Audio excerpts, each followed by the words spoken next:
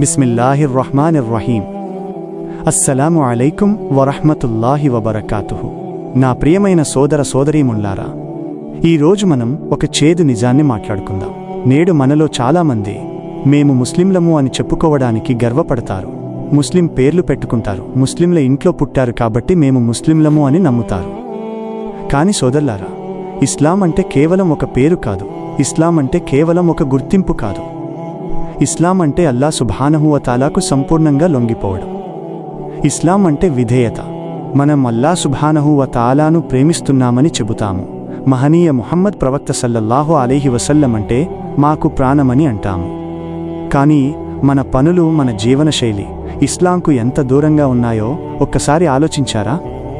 ముఖ్యంగా అల్లా సుబ్హానహు వ తఆలా మనకు విధిగా నిర్ణయించిన నమాజ్, సలాహ్ విషయంలో మనం ఎంత నిర్లక్ష్యంగా ఉన్నాము.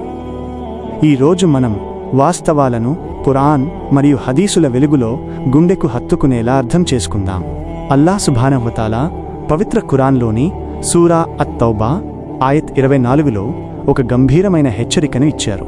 మీ తండ్రులు, మీ కొడుకులు, మీ సోదరులు, మీ భార్యలు, మీ బంధువులు, మీరు సంపాదించిన ఆస్తి నష్టం వస్తుందని, మీరు భయపడే వ్యాపారం, మీకు ఇష్టమైన ఇళ్ళు, ఇవన్నీ గనక మీకు అల్లాహ్ సుబ్హానహు వ తఆలా కంటే, ఆయన ప్రవక్త ముహమ్మద్ సల్లల్లాహు అలైహి వసల్లం కంటే మరియు అల్లాహ్ మార్గంలో చేసే పోరాటం కంటే మిన్నగా అనిపిస్తే, అల్లాహ్ తన నిర్ణయాన్ని, శిక్షను ప్రకటించే వరకు వేచి ఉండండి.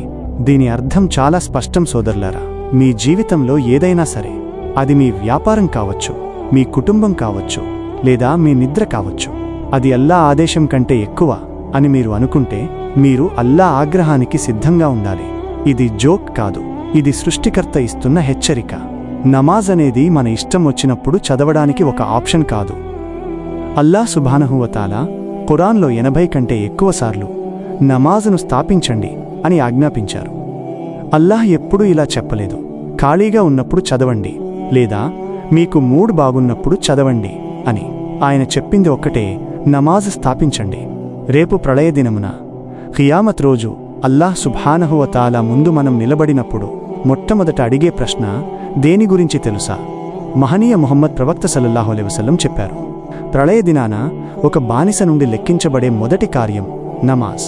ఒకవేళ అది సరిగ్గా ఉంటే మిగిలిన పనులన్నీ సరిగ్గా ఉంటాయి. తిర్మిది. ఒక్కసారి ఊహించుకోండి, పునాది లేని ఇల్లు ఎలా కూలిపోతుందో నమాజ్ లేని ముస్లిం ఆచరణలు కూడా అలాగే కూలిపోతాయి. మీరు ఎంత దానం చేసినా, ఎంత ఉపవాసాలు ఉన్నా, నమాజ్ లేకపోతే ఆ పనులకు విలువ ఉండదు. మహనీయ ముహమ్మద్ ప్రవక్త సల్లల్లాహు అలైహి వసల్లం ఎంతటి కఠినమైన మాట చెప్పారంటే, మాకు మరియు వారికి అవిశ్వాసులకు మధ్య ఉన్న ఒప్పందం నమాజ్.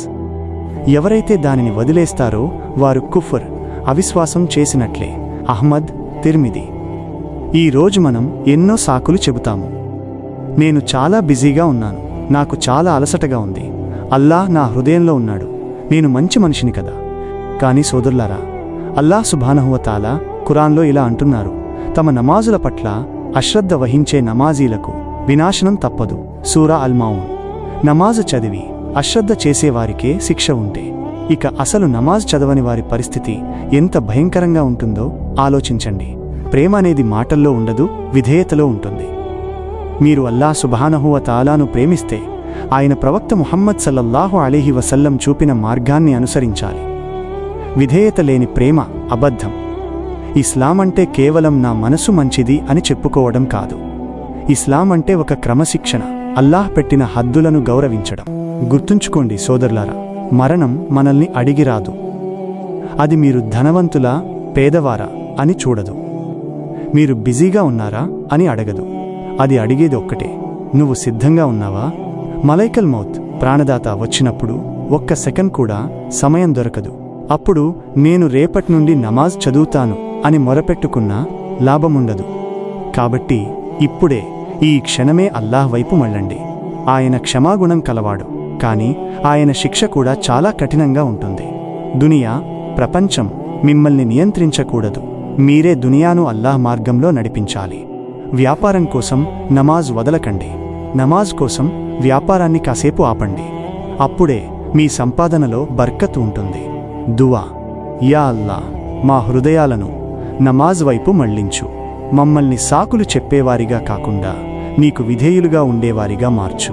ఈ దునియా వ్యామోహం మా ఆఖిరత్ను నాశనం చేయకుండా మమ్మల్ని కాపాడు.